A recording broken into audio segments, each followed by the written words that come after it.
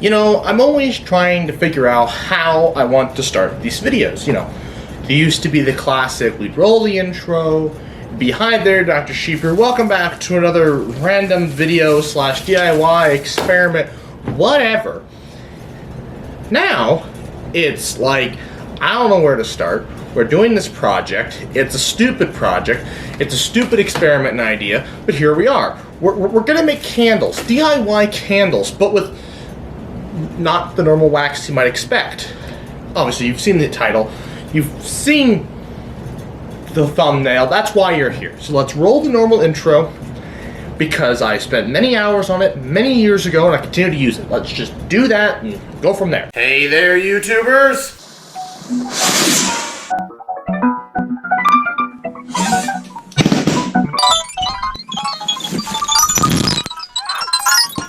Okay, so cheese, right? Cheese comes usually in like a plastic bag or some sort of plastic cling wrap, and it comes in like cubes, big blocks, bags of it shredded, and slices for sandwiches. However, some more expensive, exquisite cheeses come wrapped not in plastic. Well, yes, they're wrapped in plastic, but then wrapped in wax. Yes, this is cheese wax. Now, originally the plan for this video, I was going to go and try and figure out, you know, what cheese gives me the most wax, the best bang for the buck. There's these complicated calculations based off the thickness of the wax, based off the outer surface area of the cheese. We'd have to calculate that and so on and so forth. And, no, we're not doing that. Partially because I'm a fat, and slowly, ever since I've had this idea, I've been acquiring more and more wax because, well, my favorite cheese that comes with wax, and the only cheese I've eaten with wax, is this Baby Bell cheese. Baby Bell cheese. It's individually wrapped wheels of cheese. You open it up with wax, paper, plastic, whatever material it is, then you have a wax wheel. And, you know, if you were stupid, you just take a bite of it. But we're not stupid. We're sophisticated. We do it with our pinkies out. Remember, pinkies out. We open her up to reveal a soft cheese. And it's very delicious cheese. It tastes like overpriced cheddar, but here we are. They left this wax, and because I can't control my impulses, I've been buying it for 88 cents each when I could just buy a big pack of it like this, like I did today at Walmart. And, well, after a few months, since it's when I had this idea, you have a giant thing of it like this. And so, we're going to make candles. How are we going to do that? Well, that's in the next clip. I'm going to eat some cheese, and we're going to talk about that. So, how the hell are we gonna make these candles, right? Well, I wanted to get wick from somewhere, and I wanted to like dip it into a vat of wax, of this molten cheese wax, and then we'd go from there. However, that's a lot of work. And also, I spent this entire morning going around a Hobby Lobby trying to find wick. They don't have any wicks. That's because it's probably just cotton string. And I wasted my time. But kind of my plan is, because I want to compare performance, right? I want to compare these little tea light candles I got from Walmart. You can get 25 of them for like $2. I bought 50. Don't ask me why, but I did. And we're going to replace the wax that's in here with the cheese wax.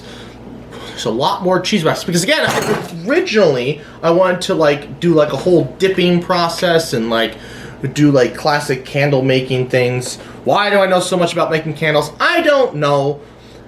But instead, we're not doing that. No. We're going to set this in there like that. Maybe we'll add some tinfoil so it doesn't get wax all over my nice cast iron, in the event that it leaks. And then, although that's crap. Whatever. Anyways, we then melt it out, dump the wax somewhere. I don't know. I haven't figured that part out yet. And then we melt this, again, some tinfoil cup thing. Somehow pour it into here with the wick in the middle.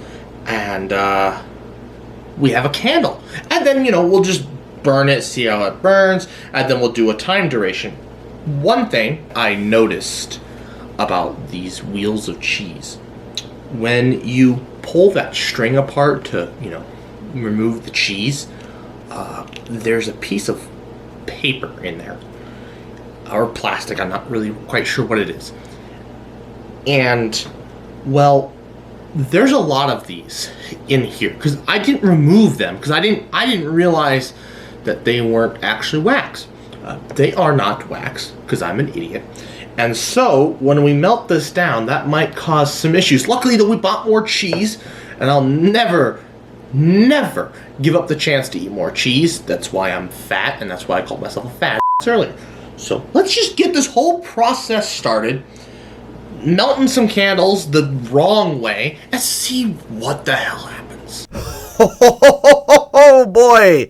Hello, Future Doc here. Well, this was an interesting experiment. So, as you can see behind me, or in front of you, or I'm not sure. Anyways, you can see I have set some candles on a stovetop, set it to I don't know what temperature. Doesn't really matter. The wax started melting quite fast, actually.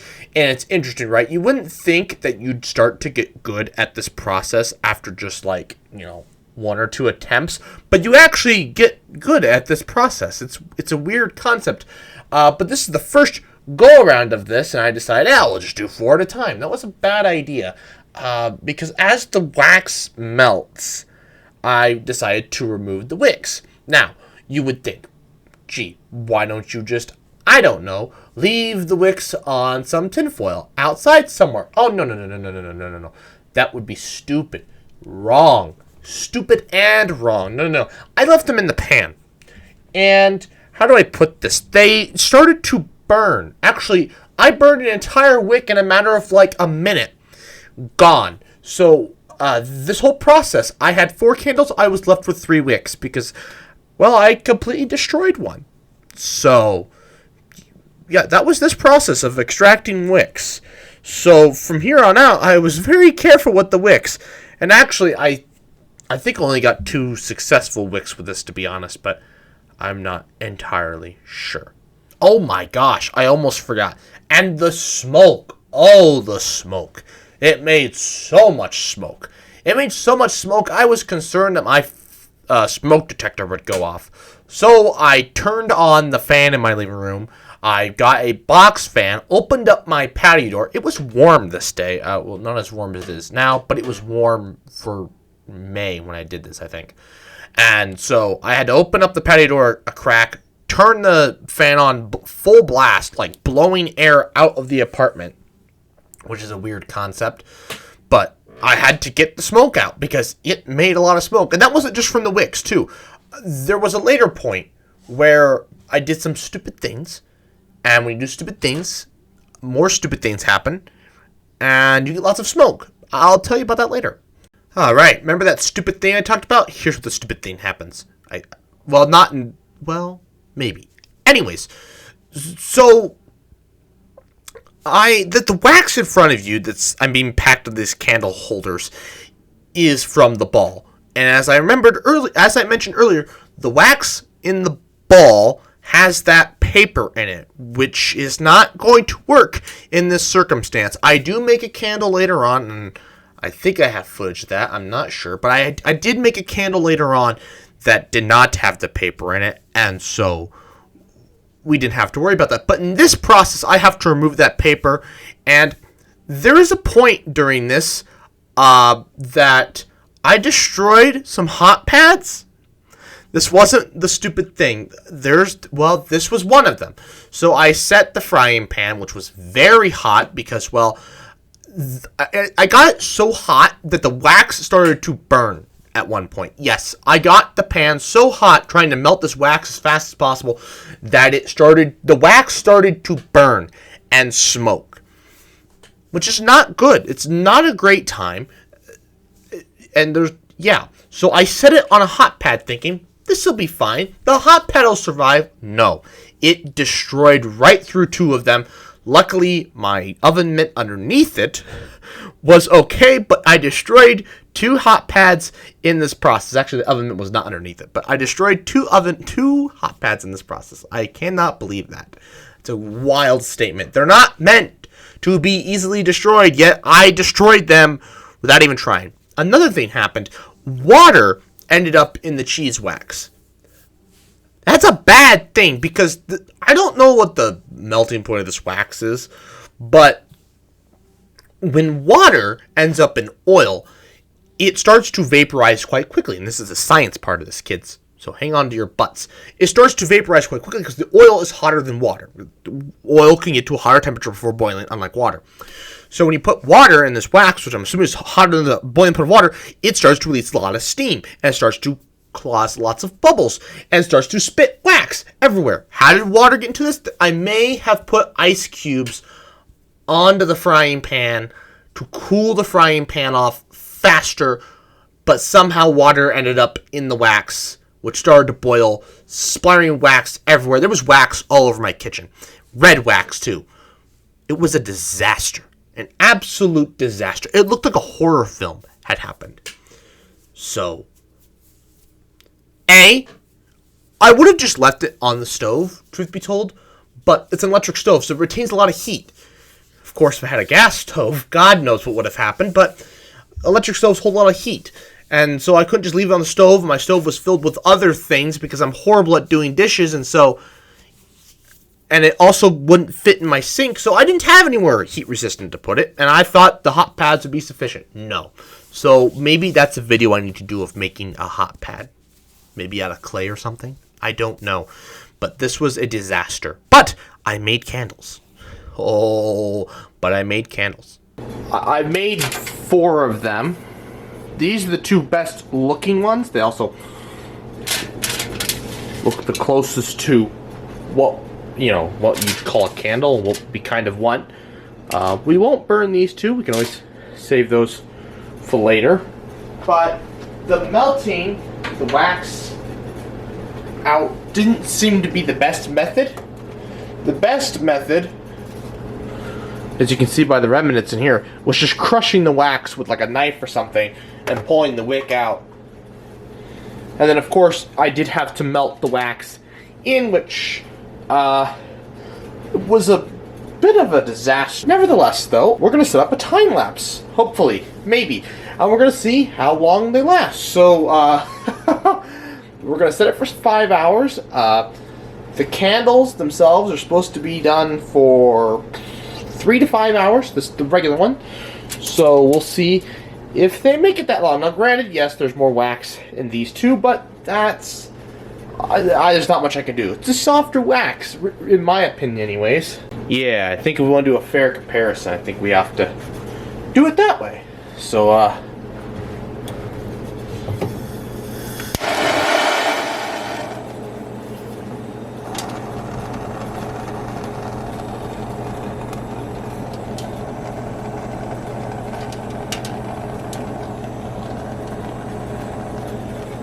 oh god, some of those wicks are burning really fast on those. We will see how this goes, shall we? Alright, start the time lapse.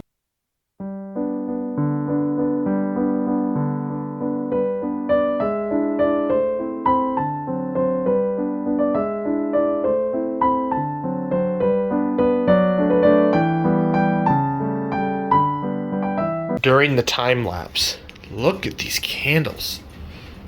I thought they burned out. No, they're like smoldering. There's still a flame on this one. It's like gonna take the blowtorch to them, but I don't need to. Wild. This is usually what happens when you use anything but paraffin wax or beeswax for candles. You ever seen those people that do those crayon ones? Yeah, this is what you get.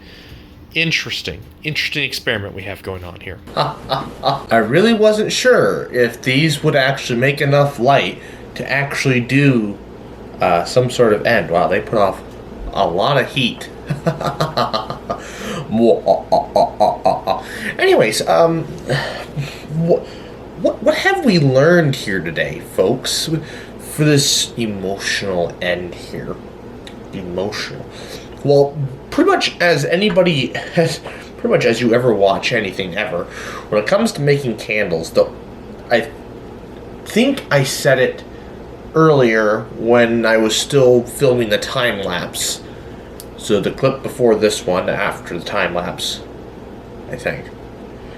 I'm pretty sure I said that if you use any other wax other than paraffin wax and beeswax, you get pretty much what we saw today. And if we pull these over here, okay, maybe I do actually want some light, but if they smoldered, right? They didn't burn out the entire bit of wax, and they didn't burn like the paraffin wax, not burning like these are now.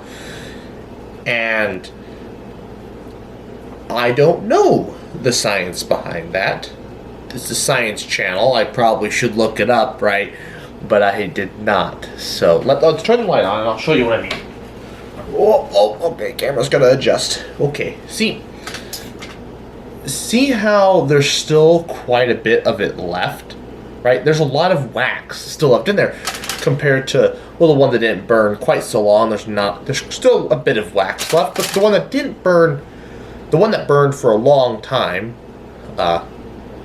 there's not a lot of wax left. And this is the one that burned last, but it's stuck to the thing because there's so much wax. I don't know if like peeling it off. It did exactly what I thought it would do. I figured maybe it burned a bit better than that, but yeah. I also thought it would smell, but either I'm nose blind to burning candles, or this wax really didn't smell any better or worse than any other wax candle that's unscented, of course.